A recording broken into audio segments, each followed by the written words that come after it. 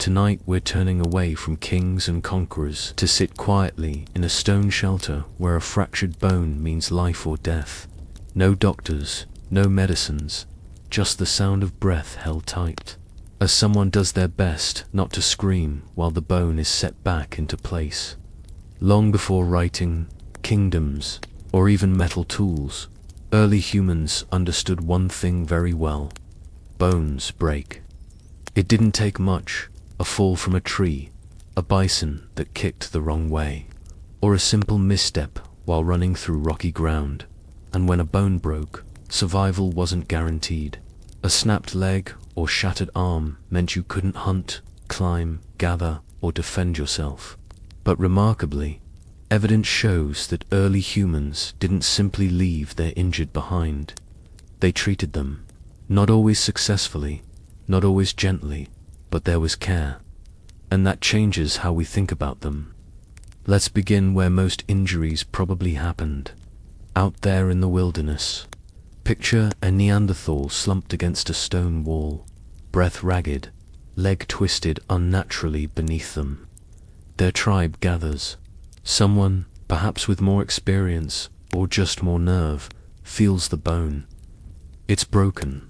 There's no ceremony, no gentle words, no sterile gauze, just action. They might start by straightening the limb. And here's where things get interesting. Archaeological evidence from as far back as 30,000 years ago shows bones that healed in a straight line, not crookedly. This suggests someone knew how to set a fracture. Splints were likely fashioned from branches, bark, or bones of other animals. They were lashed tightly using sinew or strips of hide, then possibly sealed with mud or clay, which, once dried, helped keep the limb in place. Imagine how that must have felt.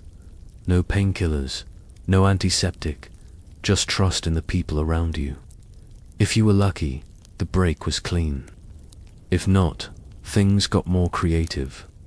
In Shanidar Cave in Iraq, archaeologists found the remains of a Neanderthal man who lived with multiple serious injuries, including a withered arm likely caused by an ancient fracture. Not only did he survive the original trauma, but he lived for years afterward. Someone must have brought him food, kept him warm, and watched over him while he healed. That's not the story of a violent brute tribe. That's the story of a community. And broken bones weren't the only concern. Cuts, bruises, and gashes from wild animals or flint tools needed attention too. Tree resins and honey, both naturally antibacterial, may have been applied to wounds. Some archaeologists believe ash or crushed charcoal was packed into deeper injuries to dry them out and prevent infection. Of course, they didn't know about bacteria, but through painful trial and error, they learned what helped. Let's say your arm's been broken. They've splinted it with bark, tied it up with sinew, and maybe smeared it with a muddy poultice. Now what? Now you wait. That was the real killer in prehistoric injury care. Time. You had to be still, quiet, and useless for weeks, maybe months. Your only job was to heal, and your only hope was that the people around you wouldn't forget you during that time. Survival wasn't just about strong arms or sharp spears. It was about community. One of the more surprising discoveries in early skeletal remains is how often we find evidence of long-term healing. Bones that fused back together, skulls that regrew after trauma. These people didn't always die from injuries. They recovered. That implies systems of care, however crude, and it implies someone stuck around to help. Some anthropologists even think that this kind of care gave early humans an evolutionary advantage. You get more value from a healed hunter than a dead one, and someone who survived an injury might become a storyteller, a teacher, or a watcher, roles just as vital to group survival. It's easy to romanticize the past, to picture noble Stone Age surgeons wrapping limbs in leaves and offering gentle encouragement. More likely, it was messy, painful, and involved a lot of grunting. But the point remains, even without language, books, or scalpels, they figured it out. And maybe, just maybe, you would have been alright. If you were to step from the cold desert night into an ancient Egyptian healing house, the first thing you'd notice wouldn't be the tools, it would be the smell. Not the sharp scent of alcohol or antiseptic, but something earthier: honey, myrrh, aged linen, and damp stone walls. A blend of medicine and ritual. Here, broken bones weren't just injuries. They were signs. Signs from the gods, from chaos, or from a misalignment of natural forces. But that didn't mean they were ignored. In fact, the Egyptians were among the first to formalize how injuries should be treated. The Edwin Smith Papyrus, an ancient surgical manual dating to around 1600 BCE, and possibly copied from texts much older, includes detailed descriptions of how to handle broken bones. Fractures of the skull, collarbone, ribs, and limbs are all described with surprising clinical clarity. The manual even distinguishes between injuries that can be treated, those that are doubtful, and those that are hopeless. That last category included things like shattered skulls, understandably. But for a broken arm or leg, there was a plan. Let's picture a young farmer brought in from the fields after being thrown from his donkey. His leg is bent at an odd angle. The bone setters, who were both healers and priests, would first examine the limb, perhaps murmuring invocations to Sekhmet, the lion-headed goddess of healing and war. They might begin by cleaning the wound with beer or wine, not for taste, but because alcohol was one of the few available disinfectants. Then, honey. Always honey. The Egyptians understood its preservative and healing qualities. It coated the wound, reduced infection, and kept flies at bay. Honey, in their view, was a gift from the gods and from the bees, sacred and practical. Next came the bandaging. Linen strips, soaked in resin or gum, would be wrapped tightly to stabilize the limb. Sometimes they were stiffened with plaster or clay to form a rudimentary cast. You might even smell burnt bones or powdered minerals being mixed in. Not every material was chosen for its medical value. Some were symbolic, warding off evil spirits or aligning the body with cosmic order. That was important. For the Egyptians, health was not just physical. It was spiritual, energetic. A bone out of place was a person out of balance. And bones weren't just body parts. They were sacred. They believed the bone marrow held the life force, and that proper alignment ensured that force flowed correctly through the body. A misaligned leg might disrupt one's fate. A broken rib could offend the gods. This didn't stop them from being practical. It just meant the setting a bone often came with a spell, a prayer, or the drawing of protective symbols nearby. In many cases, the patient was told to stay still, rest, and wait. Healing was not rushed. Time was a necessary ingredient. And as they waited, the healer might check for swelling or heat, early signs that something was wrong. If infection set in, they had treatments for that too. Poultices made from moldy bread, bark, copper compounds. Crude, yes, but sometimes surprisingly effective. The Egyptians also had an odd habit of mixing medicine with magic in a way that seems strange to us now. For instance, a healer might prescribe a compress made from crocodile fat and lotus petals, and then whisper an incantation over it while facing east. Was it the crocodile fat that helped? Or the words? For them, the answer was both. And yet, in the middle of all this, you'll find astonishing rationality. The texts describe the mechanics of injuries in detail, which bones are involved, what movements should be avoided, and how to tell if a joint has dislocated. They even understood that some spinal injuries led to paralysis and could not be fixed. Rather than chase illusions, they accepted limits. Not every patient lived, but those who did often healed well. Some skeletons found in ancient tombs show healed fractures that were clean, well-aligned, and strong. That meant the bone had been set correctly.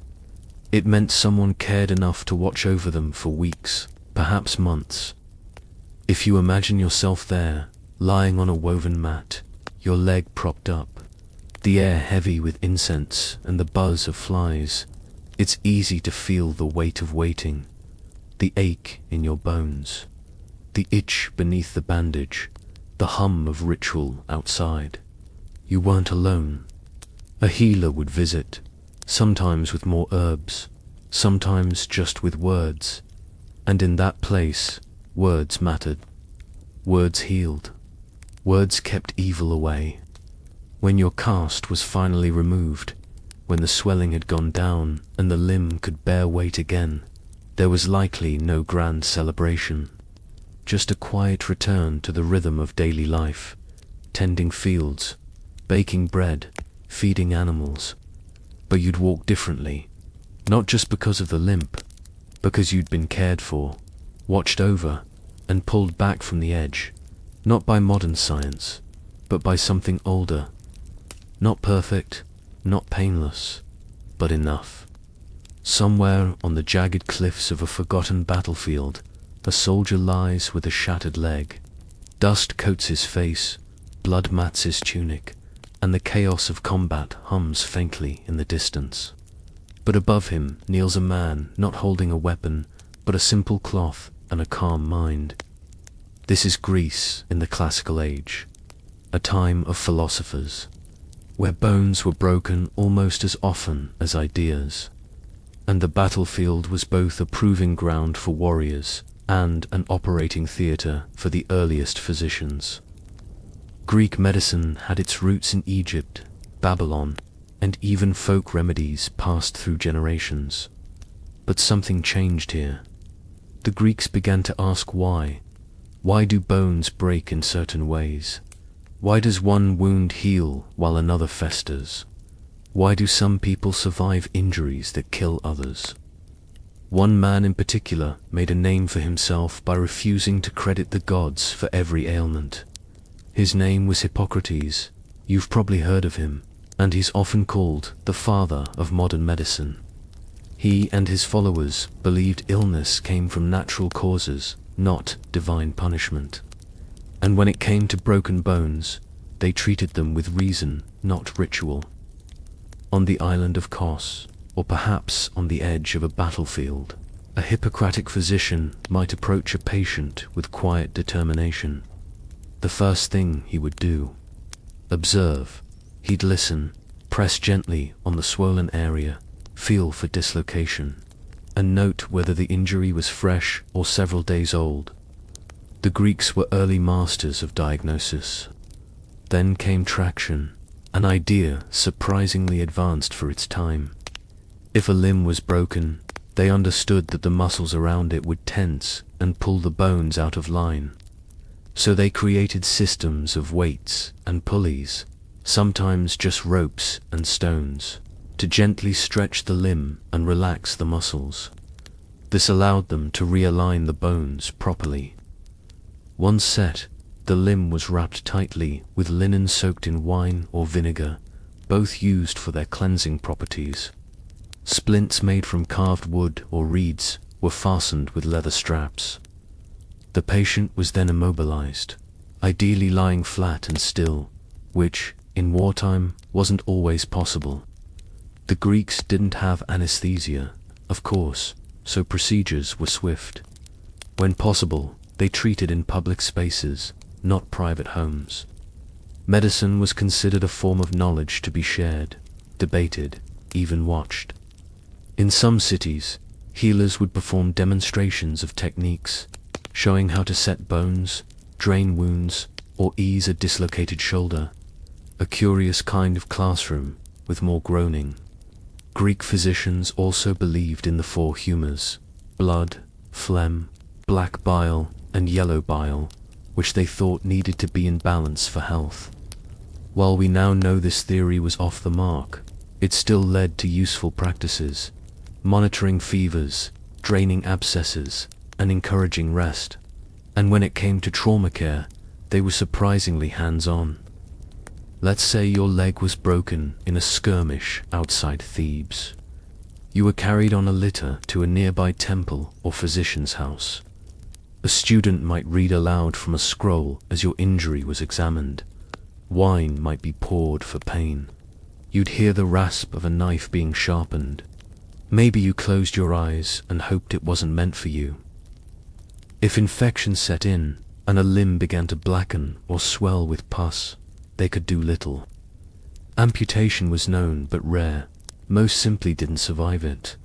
Instead, they cleaned the wound daily, applied poultices of figs, garlic, or crushed herbs, and waited. If things worsened, you'd be made comfortable. If they improved, you were considered lucky, maybe even blessed by Asclepius, the god of healing. What's interesting is that bone injuries didn't just concern the military. Farmers, sailors, laborers, all dealt with accidents, and a whole class of bone setters emerged to handle such things. These weren't always trained physicians. Some were practical healers who learned by doing, handing down methods across generations. They used their hands, their judgment, and in many cases had better results than some of their more academic counterparts.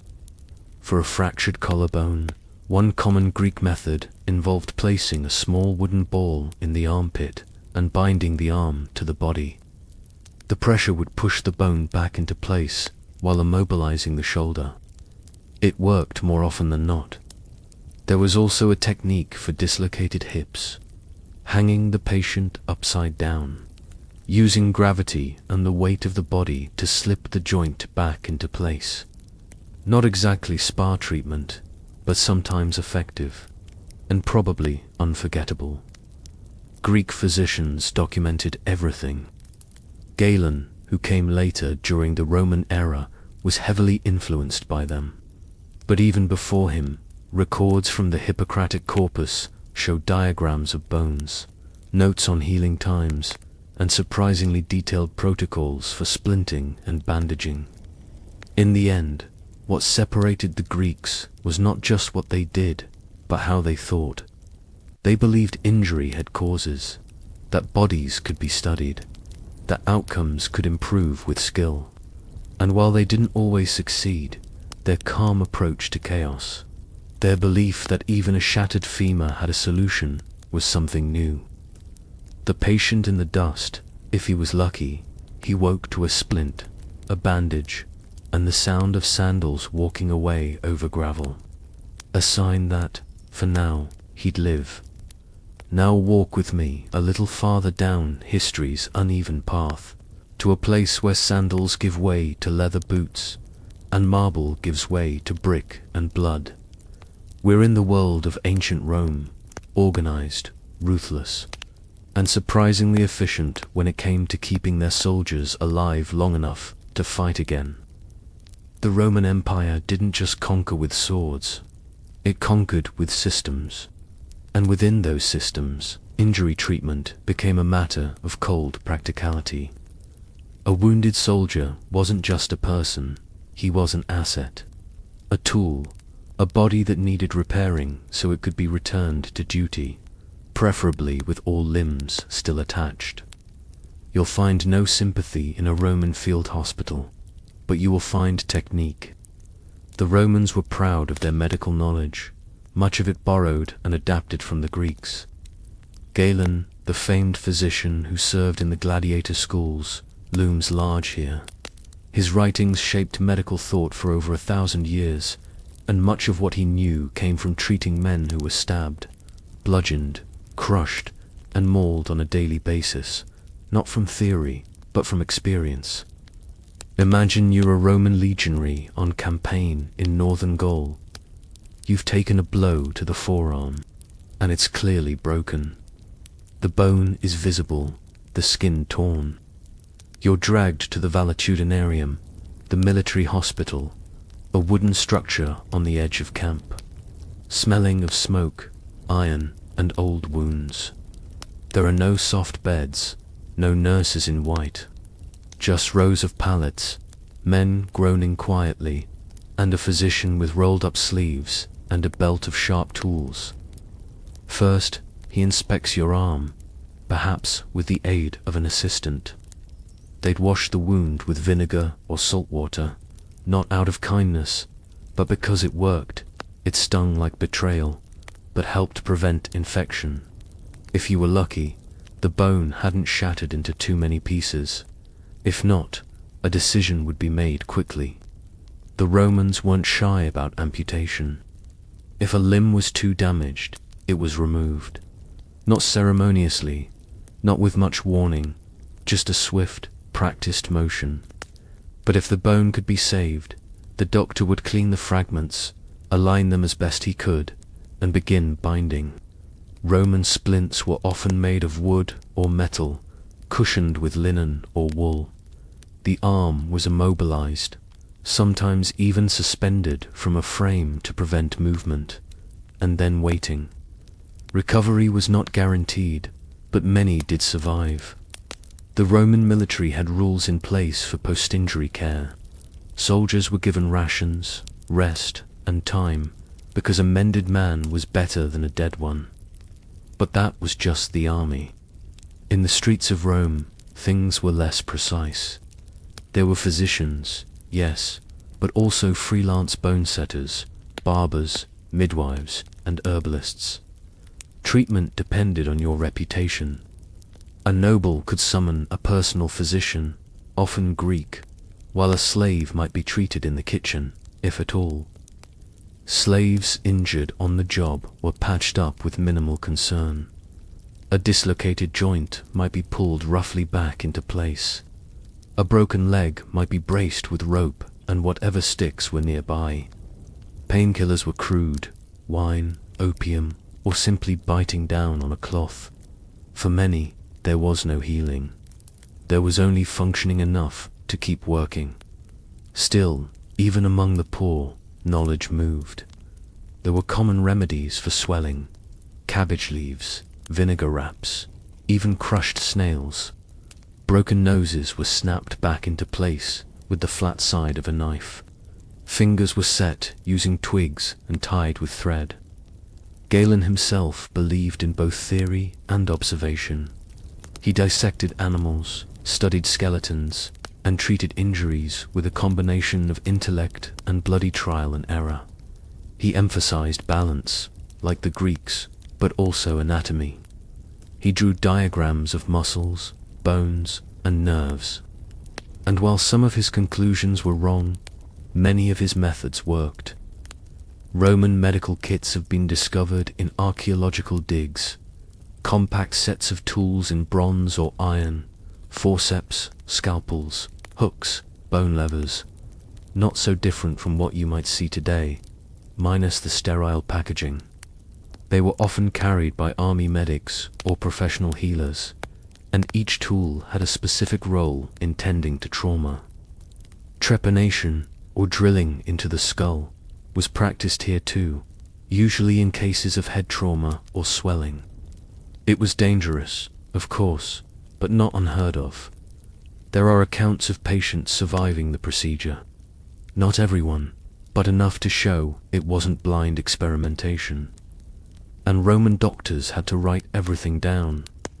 Case notes, theories, treatments. A medical education involved not just apprenticeship, but reading. Galen wrote thousands of pages. The army kept records of injuries, recoveries, and even survival rates. Still, for all their tools and systems, the Romans never quite escaped their superstitions. Astrology was sometimes consulted. Offerings were made. Healing gods like Asclepius were invoked. Practicality and belief walked hand in hand. And then there were the gladiators, professional warriors of the arena.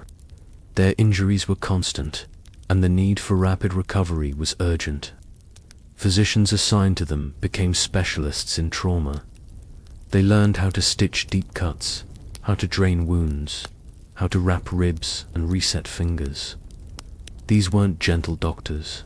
They were craftsmen of survival.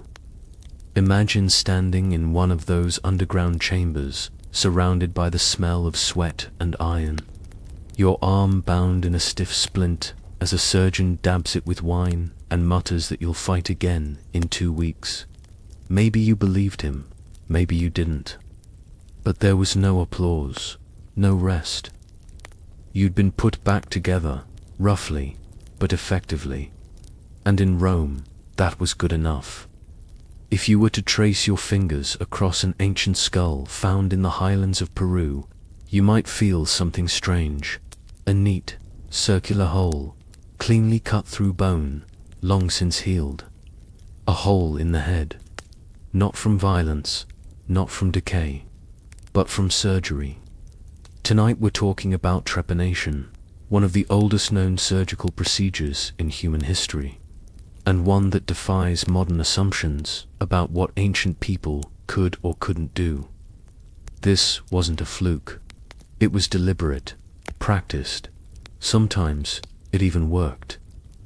Trepanation is the act of removing a section of the skull to expose the brain underneath.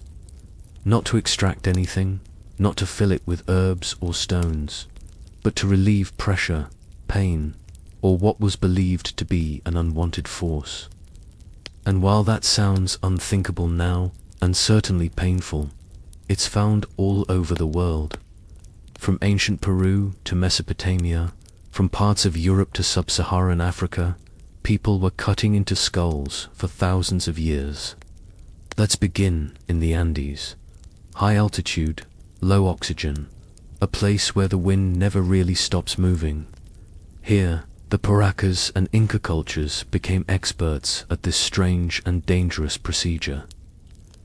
Archaeologists have uncovered hundreds of skulls with trepanation holes, some showing signs of survival, even full bone regrowth. That means the patients lived, not just for a few days, but long enough for the bone to heal. In some cases, they likely lived for years. Why do it? Head injuries were common. War clubs, accidents, ritual combat. A blow to the skull could cause swelling, confusion, seizures. Without antibiotics or brain scans, pressure on the brain was a mystery, but one they addressed with a steady hand and a sharp tool. Flint knives, obsidian, bronze. They scraped, drilled, or carved out pieces of bone with shocking precision. No anesthesia. Possibly just herbal sedatives, fermented drinks, or sheer grit. Imagine lying on a woven mat, your head held still, the sky above you broad and pale, and someone begins cutting into your scalp with a knife polished to a shine. You don't scream, or you do, but either way, you stay. Because maybe you've seen others survive it. Maybe your head has hurt for weeks. Maybe this is the only hope left. Some trepanations were medical. Some were ritual. In certain cultures, a head injury wasn't just a wound, it was a gateway. Evil spirits, trapped thoughts, or cosmic imbalance might be blamed. Drilling a hole was seen as a way to release pressure, physical or spiritual. It's hard to say where science ended and belief began. For them, there was no line. In Mesopotamia, similar practices existed, though the written records focus more on diagnosis than treatment. Tablets from ancient Sumer describe head injuries, seizures, and the effects of trauma with careful observation. They recognized that some wounds were survivable, others fatal. The brain was not well understood, but they knew enough to respect it. They spoke of spirits and omens, yes, but also of swelling and paralysis, of symptoms and patterns. And in ancient Europe, trepanation shows up in the Neolithic period, thousands of years before the first cities rose. Skulls with neatly carved holes, sometimes more than one, occasionally on children, though more often adults. Some of these procedures were done post-mortem, perhaps for ritual, perhaps out of curiosity, but many were done while the patient still breathed and healed. How did they avoid infection? No one knows for sure. Perhaps the tools were cleaned with fire or alcohol. Perhaps the climate helped. Or perhaps, more often than we like to admit, the infections came and they died quietly, buried in shallow graves, far from record. In Africa, evidence of cranial surgery appears in both oral history and archaeological record, and in parts of Polynesia, stories persist of ancient healers performing skull operations using sharpened shells or bone tools. All over the world, the idea emerged independently, not copying each other, not sharing techniques, just separate peoples, facing the same problem and arriving at the same terrifying solution. Trepanation wasn't always about trauma either. In some cases, it was used to treat mental illness, seizures, or what we might now call neurological disorders. If someone heard voices or collapsed without warning, the local healer might have believed something was trapped inside their head. A hole would let it out. The fact that it sometimes seemed to work only reinforced the practice. And then there's the matter of multiple trepanations. Some skulls have more than one hole at different stages of healing. That means the same person went through the procedure twice, maybe even 3 times, and survived each one. Think about that. No operating room, no morphine, no sterile gloves, just a calm hand, a sharp edge, and time. Of course, many didn't survive, and we don't find their skulls as often because they weren't preserved. The ones that lived are what remain, a kind of accidental record of what was possible, or perhaps just what people were willing to endure for a chance at relief. Today, modern neurosurgery still uses a similar principle. Drilling into the skull to relieve pressure after a traumatic injury. The tools are better, the understanding is deeper, but the core idea, oddly enough, is ancient. The thought that someone, thousands of years ago, figured this out, not by reading, but by watching, trying, and surviving, is a quiet kind of brilliance. Brutal, yes, but brilliant. And somewhere, deep in the earth, that patient's skull still rests, healed, scarred, and whole. Now, follow the wind eastward, past deserts and rivers, through mountain passes and misty valleys, until the scent of incense begins to replace that of ash and leather. We've arrived in ancient China, where broken bones and brutal injuries were treated not with brute force, but with delicate precision, careful observation, and a belief that energy flowed through the body as surely as blood. In Chinese medicine, injuries weren't just a matter of physical damage, they were disruptions, not only of tissue and bone, but of balance. The body, they believed, was a system of channels, or meridians, through which qi, the life force, moved. If you were hurt, something had gone out of alignment, and it needed correcting, not only structurally, but energetically. But that didn't mean their treatments were abstract. On the contrary, early Chinese healers were remarkably skilled in practical care, and bone setting, in particular, became a respected and refined tradition. Imagine someone with a dislocated shoulder. A healer arrives, not in a rush, but with quiet focus. No steel instruments, no rigid splints. Instead, the treatment begins with touch. Gentle pressure along the arm, fingers moving over muscle, tracing the flow of energy. Then, in one smooth motion, not forceful, not hesitant, the joint slides back into place. A pop, a wince, and then relief. Bone setting in ancient China was often passed down through families, from one generation to the next. Fathers taught sons, mothers taught daughters. Techniques were learned not from scrolls, but from hands, from repetition, and from the feedback of real patients. Sometimes herbal poultices were applied afterward, thick, dark mixtures of crushed roots, bark, or fungi spread over the skin to reduce swelling and pain. These poultices weren't just folk remedies. Many had genuine medicinal properties: anti-inflammatory, antimicrobial, soothing. The healers may not have known the chemical names, but they knew what worked. Other times, splints were used, crafted from bamboo, wrapped in silk, and bound with natural adhesives like pine resin. These were lightweight, flexible, and surprisingly effective. And again, balance was key. You didn't just immobilize the limb, you adjusted the entire body. A back injury might lead to treatment on the legs. A broken wrist might prompt massage at the neck, because everything was connected. Acupuncture too came into play. Though more often used for internal ailments, it sometimes supported trauma care. Needles, often made of bronze or silver, were inserted into specific points to calm pain, improve circulation, or restore ki. To a modern eye, it might seem unrelated to bone fractures, but for them, pain and recovery weren't just mechanical, they were systemic. In the case of more serious injuries, say, a compound fracture, the healer might mix herbs into a sticky paste and bind it over the wound before applying a bamboo splint. Certain resins, like dragon's blood or frankincense, were believed to promote tissue repair.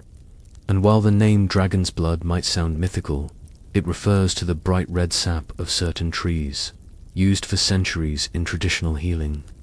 The wounded would be encouraged to rest, not just physically, but mentally. Calmness, silence, and a steady diet were all part of the treatment. Agitation was thought to disrupt healing, so was anger, so was grief. A broken leg wasn't only in the leg, it echoed through the whole being.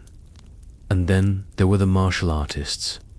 China has a long tradition of warriors, monks, soldiers, and bodyguards who regularly faced broken fingers, fractured ribs, and deep bruises from training or battle.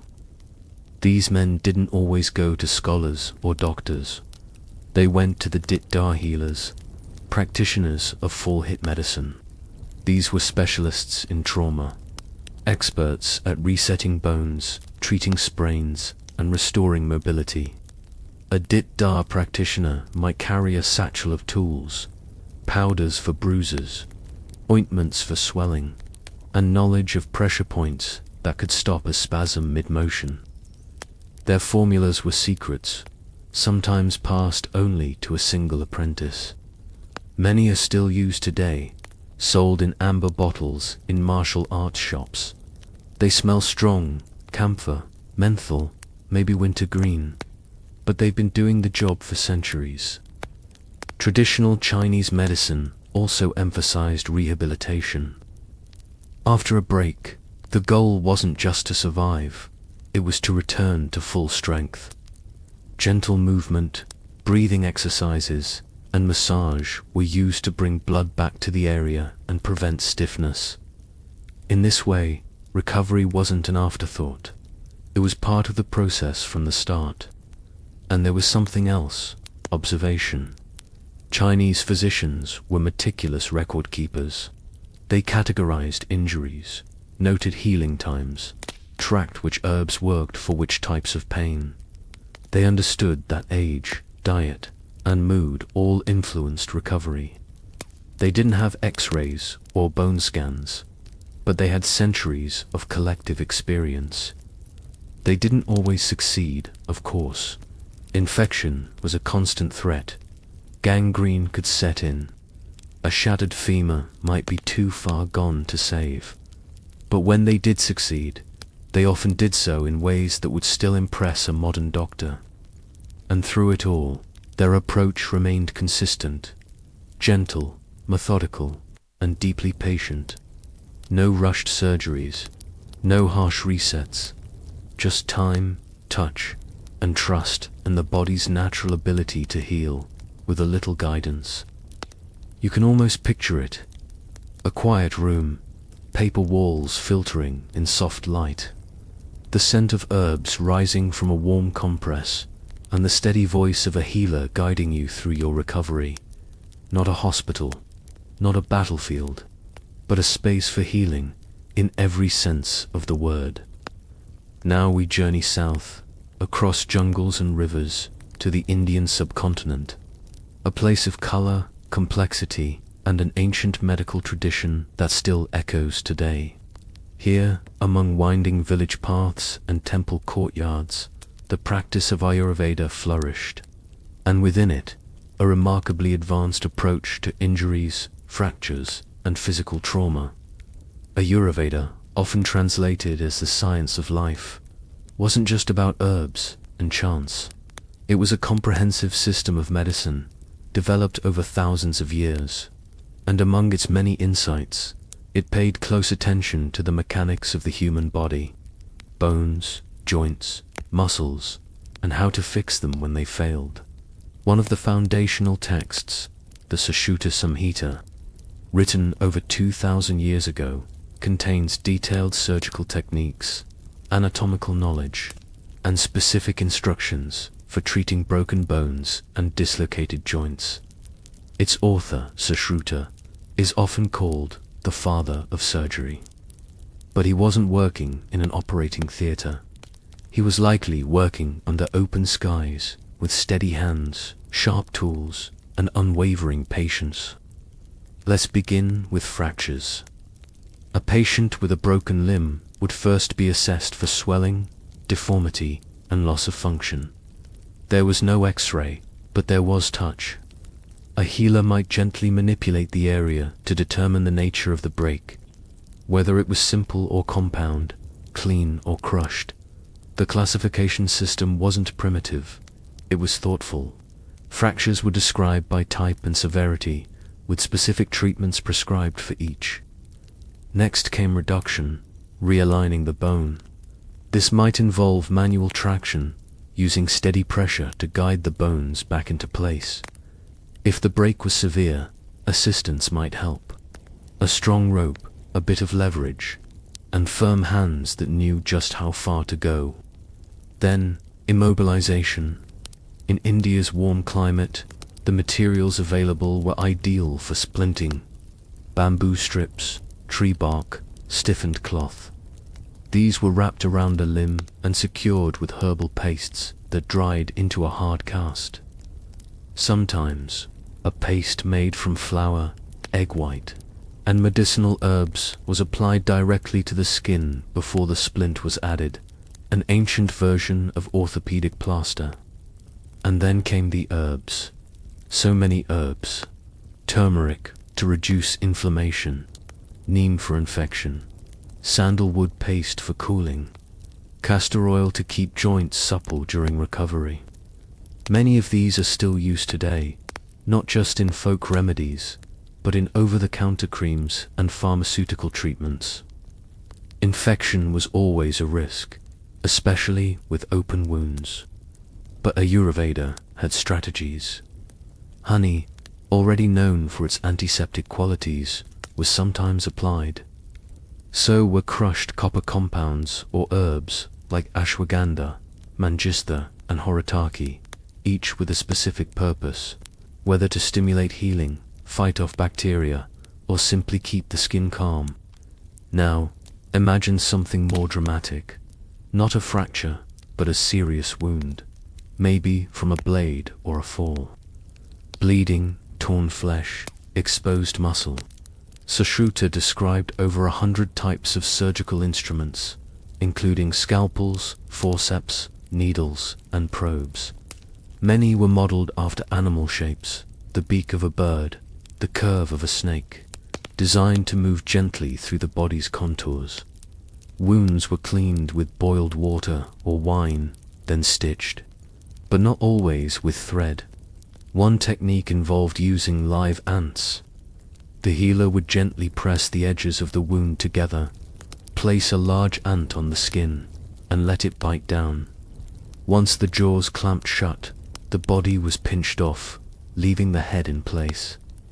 The result, a natural suture. Multiple ants could be used to close a wound, creating a line of locked mandibles that held the skin until healing began. It sounds strange, but it worked.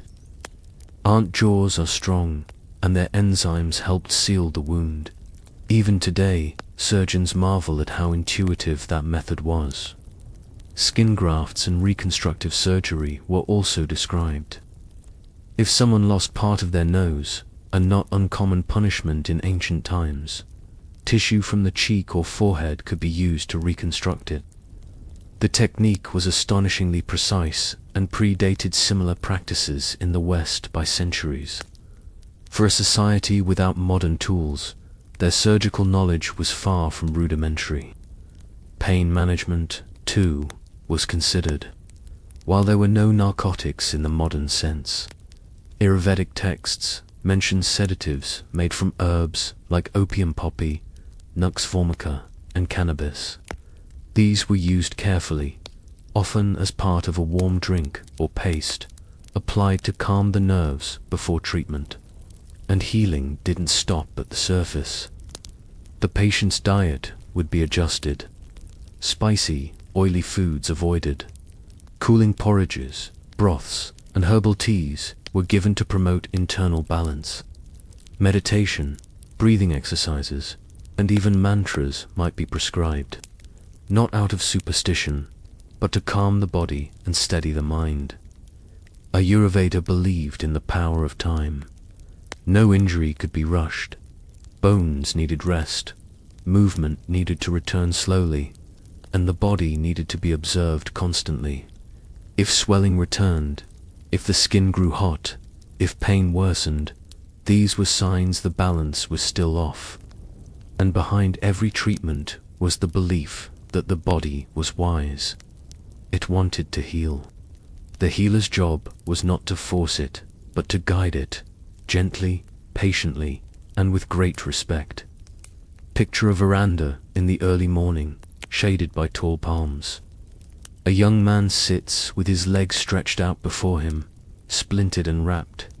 A clay pot simmers nearby, full of herbs. The healer leans in, checking for warmth, for swelling, for signs that the bone is settling into place. No machines, no charts, just eyes, hands, and generations of experience. In that moment, healing feels less like science and more like craft. The kind you learn slowly, over years, with care. And in ancient India, that care, quiet, steady, and steeped in knowledge, often made the difference between a wound that lingered and a life that moved on. Now the air shifts. It's colder, sharper, laced with salt and iron.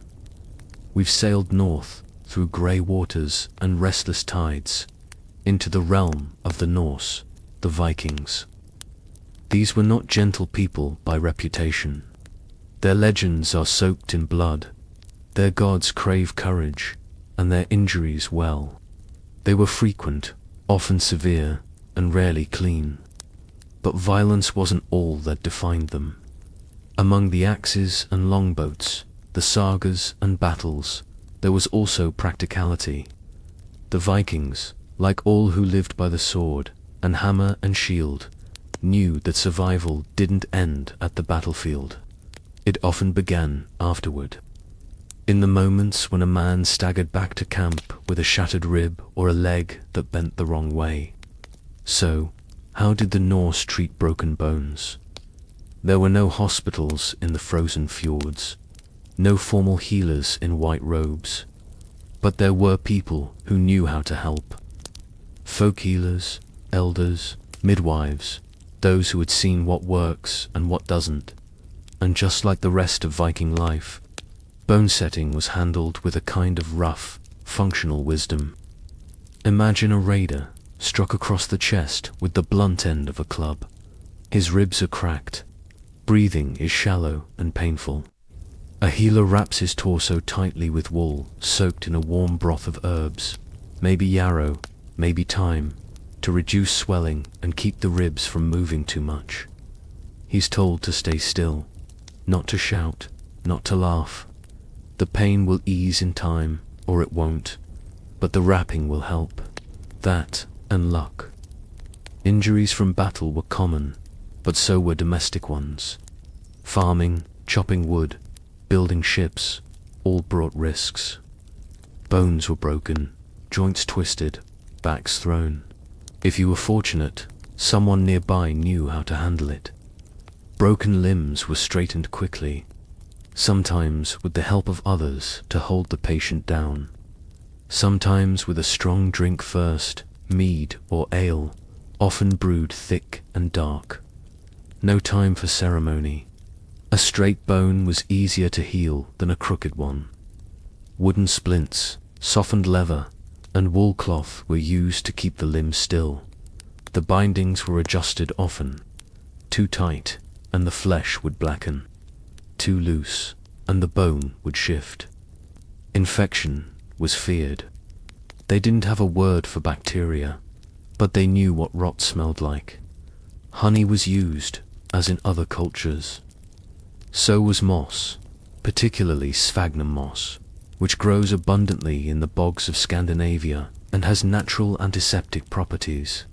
They packed it into wounds, sometimes mixed with ash or fat, to draw out infection and keep the flesh from festering. And then there were burns, bites, and broken skulls. Viking sagas occasionally mention gruesome injuries in passing, not as horror, but as fact. A man's jaw cleaved in two, a hand crushed beneath a horse. These were not stories for pity. They were stories of endurance. Trepanation, the drilling of holes into the skull, was known here too. In rare cases, archaeologists have found Viking skulls with smooth-edged holes and signs of healing. The reasons are unclear, perhaps for trauma, perhaps for spiritual purposes, but it happened, and some survived. Wounds were often cleaned with urine. It may sound unpleasant, but it was sterile and readily available. Warmed by the body, it could be poured over cuts or infected limbs. Not ideal, but better than nothing. Some remedies were more symbolic. Charms and amulets were sometimes buried near an injury or hung around the neck to ward off spirits. Runes were carved onto stones and pressed into bandages, invoking divine protection. Odin, the god of wisdom and war, was often called upon, not for healing, but for the strength to endure. Because for the Norse, pain was not the enemy. Weakness was. A broken bone that healed crooked was better than a man who gave up. And so, recovery was as much about will as it was about medicine. Once the bone was set, the patient was expected to get back to work as soon as possible. Rest wasn't idleness. It was strategy. You rested just enough to recover, then pushed yourself back into motion. Bones were tested by use. A healed arm still had to swing an axe. A healed leg still had to walk miles through snow. And yet, there was care here too, quiet, unspoken, and wrapped in fur. A wife tending her husband's injury with an herbal poultice. A child watching her grandmother bind a splint with clean, practiced hands. Survival required knowledge, and that knowledge was passed down, not in books, but in stories, in watching and doing. One might not think of Vikings as healers, but any people who survive long winters, long journeys, and long wars must know how to mend what is broken, even if it's done in silence, with no praise. And so, somewhere in a longhouse, smoke curling upward from the hearth, a man lies still. His leg is bound in wood and wool. A horn of warm ale sits beside him. Outside, snow falls. Inside, healing begins, slow, imperfect, and entirely human. The candles are fewer now. the rooms darker. We've stepped into the Middle Ages, where medicine took a step sideways, if not backward. This is a time of saints and superstitions, of cathedrals casting long shadows over villages where people still broke bones just as easily as they ever did. Only now they had fewer tools and sometimes more faith than sense. If you broke a leg in medieval Europe, your options were limited and your outcomes were uncertain. The field of medicine had fractured, much like the bones it tried to heal. Some knowledge from Rome and Greece survived, copied painstakingly by monks, locked away in libraries where few could read it. But in practice, much of that ancient learning had faded, replaced by folk wisdom, spiritual beliefs, and a collection of tradespeople trying their best. So who would treat your injury? Not a doctor, not usually. University-trained physicians were rare, expensive, and generally more interested in humors and astrology than in bones. They were more likely to recommend a purgative or prayer than a splint. No, if you broke something, you were more likely to meet a bone setter, a barber surgeon, or if you were very unlucky, your neighbor with a stick and a guess. Bone setters were practical, often illiterate, but experienced. They learned from family, from trial and error, and from watching what healed and what didn't. If you dislocated a shoulder, they'd snap it back into place with a technique passed down through generations. If your arm snapped cleanly, they might use sticks and cloth to brace it, tied with twine, sealed with lard or wax. There wasn't much in the way of sterile technique. If anything, cleanliness was accidental. But the bone setter's hands were often steady, and sometimes that was enough. Barber surgeons were a curious breed. They shaved beards, pulled teeth, performed bloodletting, lanced boils, and yes, handled broken bones. You could spot them by the striped red and white pole outside their shops, a symbol that lives on today, strangely divorced from its bloody origin. Inside, you might find jars of leeches, bundles of linen, knives, saws, and perhaps a bone clamp or two. The air would smell of sweat and vinegar, and the floor might be covered in straw. There was little mystery about what happened in here. You came in broken, you left hopefully less so. For setting a bone, they used wooden splints, tight bindings, and sometimes crude casts made from flour paste and cloth, pain relief, possibly a strong ale, or, if you were lucky, an opium tincture.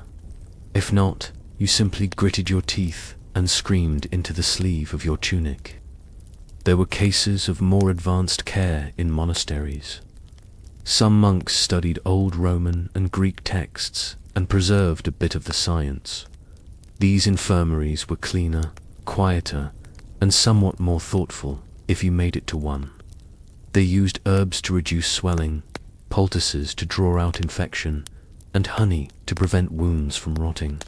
They prayed, too, always. Healing was both medicine and miracle. And yet, for all their limitations, medieval healers knew more than we often give them credit for. They observed healing patterns. They recorded cases, though not in ways we'd recognize as modern. And some bones did heal, straight enough to walk again, strong enough to carry a pail or swing a tool. But there were risks: gangrene, sepsis, bone infections. A simple fracture could turn fatal if the wound broke the skin. And in the absence of antibiotics, there was little that could be done. If things turned bad, amputation was the last resort. The procedure was brutal and swift. A wooden table, leather straps, a curved knife for the initial cut, a saw for the bone, and a red-hot iron to cauterize the wound. Survival wasn't common. Those who did make it often carried more than just physical scars. Sometimes, a local wise woman or herbalist would be consulted. These women, often marginalized, sometimes accused of witchcraft, knew more about healing than many licensed men. They gathered willow bark for pain, comfrey for bone knitting, nettle for circulation. Their remedies worked often enough that people kept returning, regardless of what the church might say, and for many, healing took place at home. A broken arm wrapped with rags, a leg bound between two pieces of firewood, a shoulder held in place with a belt. You rested by the hearth, hoped the bone stayed straight, and counted on the kindness of those around you to bring you broth and boil your bandages. People didn't expect perfection. A crooked arm was a badge of survival. A limp meant you were lucky. Even noblemen bore signs of rough healing. If your bones mended at all, you were ahead of the game. The spiritual side of healing remained strong. Injuries were often seen as punishments or tests. Saints were called upon for intervention. Holy relics were touched. Pilgrimages were made to sacred springs, whose waters were said to heal the sick and the broken. And when all else failed, you endured. That was the medieval method. Endured the break, the pain, the recovery. No illusions, no guarantees. Picture a dim room, shutters drawn, the air heavy with wood smoke and herbs. A child lies still, arms splinted, breath shallow. A mother dabs his brow while muttering a quiet prayer. A neighbor knocks with a pouch of dried leaves. Outside, someone chops firewood. Life continued. Bones healed, sometimes badly, sometimes well. And somehow, even in the darkest centuries, the ancient art of mending the human body never fully disappeared. It just waited, bound in linen and whispered through generations. Now we turn toward the rising sun once again, to the cities of the Islamic Golden Age, where medicine, unlike in much of medieval Europe, was not stagnant or forgotten. It was studied, expanded, and practiced with precision. In places like Baghdad and Cairo, broken bones and brutal injuries were no longer treated with only guesswork and prayer. They were addressed with logic, literature, and hands trained through study. This was a time when hospitals, known as bimaristans, were open to the public, offered free treatment, and included specialized wards, including those for surgery and trauma. Medical students observed, patients were examined carefully, and injuries were documented in detail. It was, in many ways, the foundation of what we now think of as organized, professional medicine. Much of this progress came through scholars who preserved and translated earlier Greek and Roman texts. But they didn't just copy, they questioned, improved, systematized. Some thinkers wrote encyclopedias of surgery that included hundreds of instruments, detailed procedures, and case studies. And when it came to injuries, especially fractures and dislocations, their knowledge was impressively advanced. Picture a man brought into a hospital courtyard in Baghdad around the year 1000 CE. He's been thrown from his horse, his leg twisted beneath him, his shin clearly fractured. The physician arrives, not hurried, not uncertain. He's seen this before. First, the patient's overall state is checked. Pulse, breath, level of pain. The physician speaks calmly, asking when and how the injury occurred. Assistants begin preparing materials. Warm cloths, splints carved from wood or stiffened with cloth soaked in resins, and a set of surgical tools laid out neatly. Forceps, hooks, small saws, bone levers. The limb is examined gently, but with purpose. A dislocation is ruled out. The fracture is assessed for depth, displacement, and possible complications. If the skin is broken, the wound is cleaned with vinegar or rose water, both believed to have antiseptic qualities. Honey might be used as a dressing. Powdered myrrh or resin might be added to discourage infection. Now comes reduction, realigning the bone. Assistants hold the patient steady, and the physician applies steady, firm traction to pull the limb straight. The bone clicks softly back into place. It isn't painless, but it's done with care. Once aligned, the leg is bound with splints, sometimes padded with wool or linen soaked in herbal pastes to keep the swelling down. The patient is given cooling drinks made from pomegranate or barley water laced with crushed mint. Painkillers might include opium, henbane, or poppy seeds, used cautiously, with awareness of their strength. This isn't folk medicine. This is informed, practiced care. There was one 30-volume medical text, which included chapters on setting fractures, treating wounds, dislocations, amputations, and even surgical reconstruction. It described bone injuries by type, offered detailed illustrations of the tools used, and laid out step-by-step guides for treatment. Some of the devices were ingenious. Hinge splints for limbs that needed to bend, padded clamps for holding bones in place, and long-handled instruments to reach inside wounds without further damage. Many of these tools resemble modern orthopedic instruments, not in material perhaps, but in function. Importantly, there was an emphasis on observation and individualized treatment. No single method worked for every case. A child's fracture healed differently than a laborer's. A clean break required a different binding than a crushed one. And while he relied on traditional remedies, evidence was demanded, noting what worked, what didn't, and how often. Other physicians, like Avicenna, built on this foundation.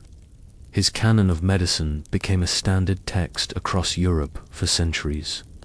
It categorized injuries meticulously and outlined treatments with a rational, methodical tone. Dislocations, for instance, were classified by joint, direction of displacement, and method of reduction. You didn't just yank a limb, you understood the mechanics of how it moved and how to put it right again. Hospitals in this era weren't simply places of last resort. They were hubs of learning.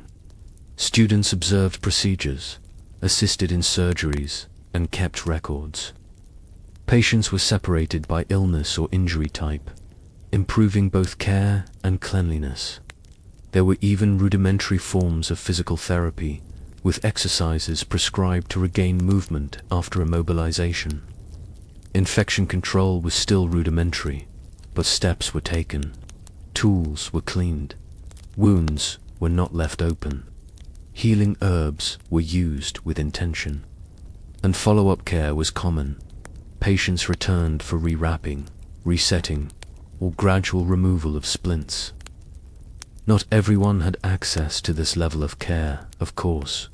In rural areas, bone setters and herbalists still did their work using simpler methods. Willow bark for pain, splints from palm fronds, poultices from crushed leaves. But even here, knowledge trickled down. Medical texts were copied and shared. Some physicians traveled from city to city, teaching, observing, and refining their techniques.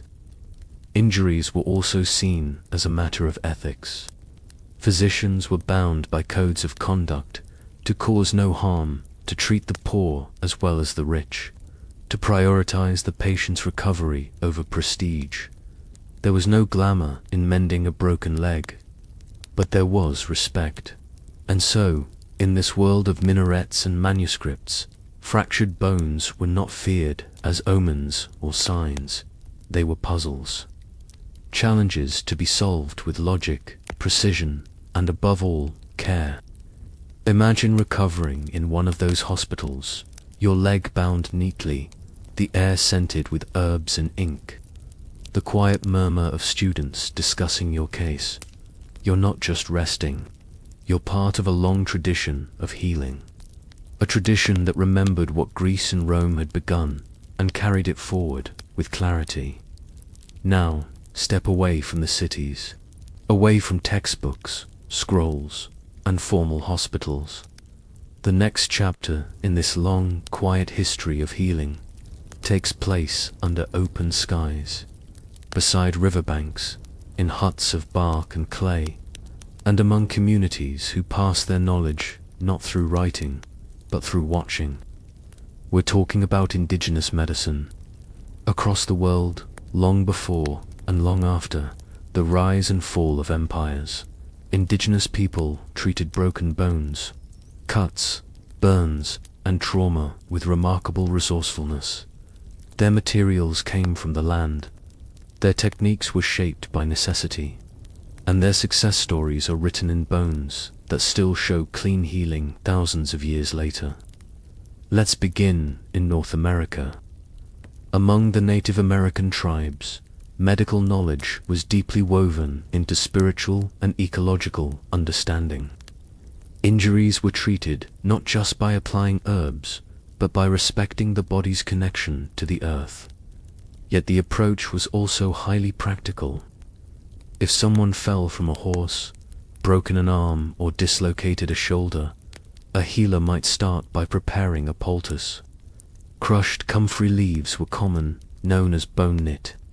They reduced inflammation and were believed to speed bone regeneration. The arm would be wrapped in soft animal hide or bark strips, perhaps padded with moss, and braced with 2 sturdy sticks carved smooth. Leather thongs tied the splint in place. Sometimes, willow bark was boiled into a tea for pain. It contained salicin, the same compound later synthesized into aspirin. They didn't know the chemistry, but they knew it helped. Healing was slow, but methodical. Splints were checked often, adjusted for swelling. A healer might use massage to reduce stiffness, or guide the patient in gentle movements to prevent the limb from locking in place. Herbs were changed out regularly, clean water was used whenever possible, and rest was considered essential, not just for the bone, but for the spirit. Now imagine we're in Australia, among Aboriginal peoples, whose medical practices span tens of thousands of years. A man returns from a hunting trip, limping, his leg broken in a fall. The injury is treated with bark, peeled from a tree, softened over fire, and molded around the limb. When it cools, it hardens like a cast. Twine made from plant fiber holds it all in place.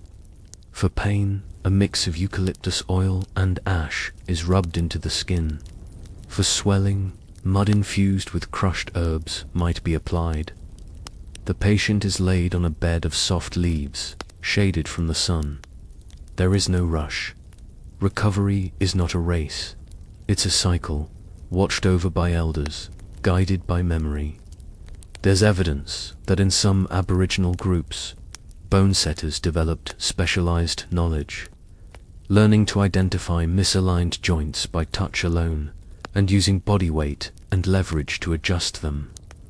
Dislocations were treated using firm, practiced movements, sometimes followed by smoke rituals meant to cleanse the injury and restore harmony. In parts of sub-Saharan Africa, traditional healers, called Ngangas or Sangomas, combined herbal knowledge with hands-on care. A broken leg might be bound with carved wood splints and tied with cloth soaked in an herbal infusion. Some used hardened clay or even termite mound soil, rich in minerals and naturally antimicrobial, to mold over the limb like plaster. Aftercare often included heat therapy. Hot stones were wrapped in cloth and placed near the injury to improve blood flow.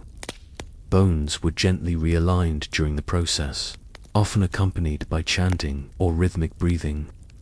The idea was not just to fix the bone, but to keep the patient calm, centered, and grounded. In the Amazon, shamans relied on rainforest plants, some of which are still being studied by pharmaceutical companies today. They used poultices made from the bark of certain trees, known to reduce pain and inflammation. Bamboo or palm stalks were split and shaped to hold a limb steady. Bandages were made from vines or long leaves, folded and tied in place with care. Some used ants here too, pressing their jaws onto wounds to create living sutures. Once the bite was secure, the body was removed, leaving the jaws to hold the wound closed.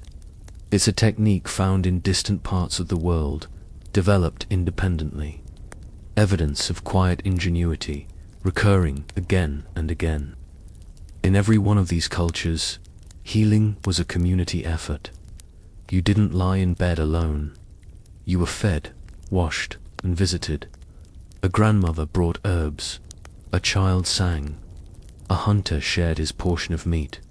Rest was not just passive. It was supported. And there was something else, belief. Not necessarily in magic, but in meaning. Illness and injury were never seen as isolated. They were woven into life's story. A broken bone might be the result of a misstep, literal or spiritual. So healing involved reflection. Sometimes rituals, sometimes dreams, sometimes a story told by the fire. Yet despite these spiritual layers, the core of care was shockingly effective. Anthropologists have uncovered healed fractures in prehistoric remains from Africa, the Americas, and Australia that are perfectly aligned, suggesting that someone knew how to set them properly. These weren't accidents, they were treatments that worked. Think about that.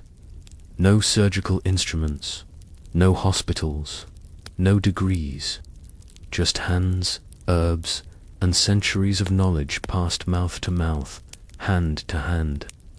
And still, there were limitations. Compound fractures often led to infection.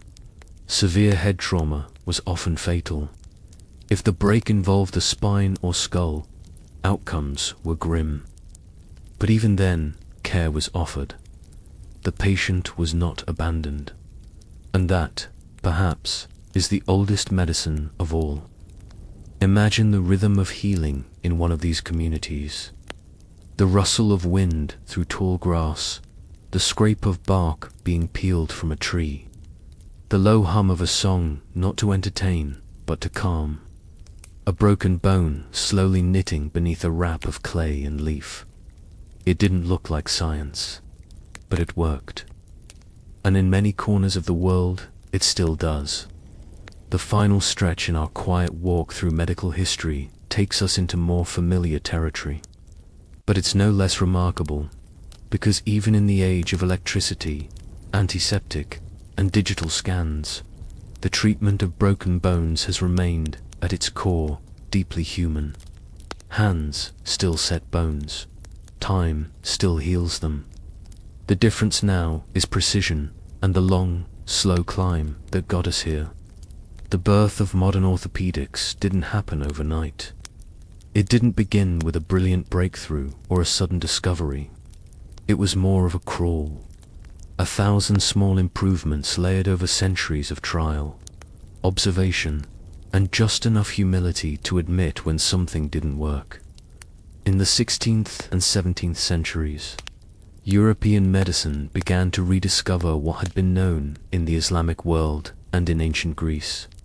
Through translations, medical schools, and battlefield necessity, wars, as grim as they were, served as brutal training grounds for surgeons. Wherever people were injured in large numbers, new methods were tested, refined, and passed on. Ambroise Paré, a French military surgeon in the 1500s, famously threw out the old practice of pouring boiling oil into wounds. He noticed, quite simply, that people healed better without it. He began using bandages and clean dressings instead. It was a small shift, but one that echoed through surgical practice for centuries. By the 1700s, bone setting was slowly being professionalized. Books were written, cases were documented, splint designs became more refined. And in 1741, a Frenchman named Nicolas Andry coined the term orthopedy. From the Greek words for straight and child, he was referring to correcting deformities in children, but the name stuck. Orthopedics was born. Through the 1800s, progress accelerated. Anesthesia allowed for slower, more careful procedures. Joseph Lister introduced antiseptic surgery using carbolic acid, drastically reducing infection rates. Surgeons could now open wounds, set bones internally, and stitch patients back up with a much better chance of survival. Plaster of Paris became the gold standard for casts. It was inexpensive, fast-setting, and held a limb in place far better than cloth and wood alone. Suddenly, healing could be precise. Bones could knit together in their proper shape. Deformities became less common. Recovery became more predictable. The invention of the X-ray in 1895 changed everything again. For the first time in human history, physicians could see inside the body without cutting it open. They could track fractures, monitor healing, and correct misalignments with startling accuracy. This led to better surgeries, smarter splints, and fewer guesswork treatments. In the 20th century, orthopedic surgery became a specialty in its own right. Metal pins, plates, and screws were developed to hold bones together from the inside. Hip replacements, spinal corrections, and joint reconstructions became not only possible, but common. But even with all this technology, the old methods never fully disappeared. Walk into a modern emergency room today, and you'll still find a young doctor using their hands to feel along the ridge of a fractured bone. A nurse still wraps a splint. A surgeon still waits for the swelling to go down before operating. We have tools now: titanium rods, carbon fiber braces, surgical lasers, but they're layered onto foundations built by prehistoric hands. In many parts of the world, traditional bone setters still operate. Some work alongside modern doctors. Others work independently, in villages or neighborhoods where trust in old methods still runs deep, and not all of them are untrained. Some have experience that rivals or surpasses their credentialed counterparts. You can also see echoes of ancient techniques in modern rehabilitation. The use of warm compressors, gentle massage, and progressive movement is straight out of Ayurvedic and Chinese practice. Herbal treatments are being researched again. And the placebo effect, the idea that belief itself can influence healing, is studied with far more seriousness than it once was. If you think about it, it's humbling.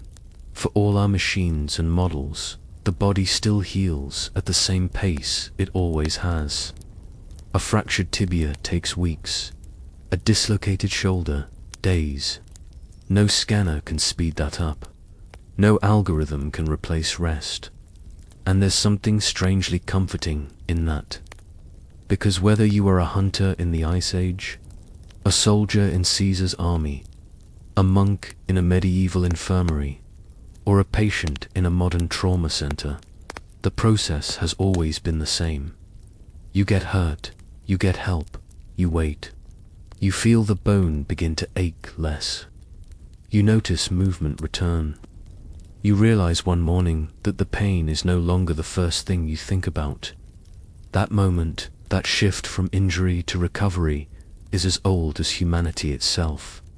So next time you see someone with a cast, a limp, or a brace, know that you're looking at a story older than writing. A story of firelight and bark, of prayer and poultice, of scalpels and screws. A story of survival. And maybe, one day, when archaeologists dig up our bones, they'll find the metal pins, the healed breaks, the screws still holding things in place, and they'll say, yes, they were still learning, just like we are. Now let the story settle. Let the centuries drift quietly behind you. The campfires have dimmed. The herbs have been gathered. The tools have been cleaned and set aside. In every age, in every place, someone sat beside the injured and waited, patient, quiet, watchful. Close your eyes and imagine the weight of a warm blanket, the flicker of firelight on stone, the soft rustle of linen being wrapped gently around a wounded arm, the hush of night just beyond the doorway, cool air settling over sleeping fields. Breathe slowly. There's no more pain to feel here, no more wounds to tend, just the steady rhythm of rest and the quiet memory of how the body, even in its most broken state, always tries to mend itself. You're safe now, wrapped in the long lineage of care, from the hands that once used bark and clay to those that now use steel and light. Let your thoughts soften, let the edges blur. You've walked through time, and now you can let it go. Sleep well and good night.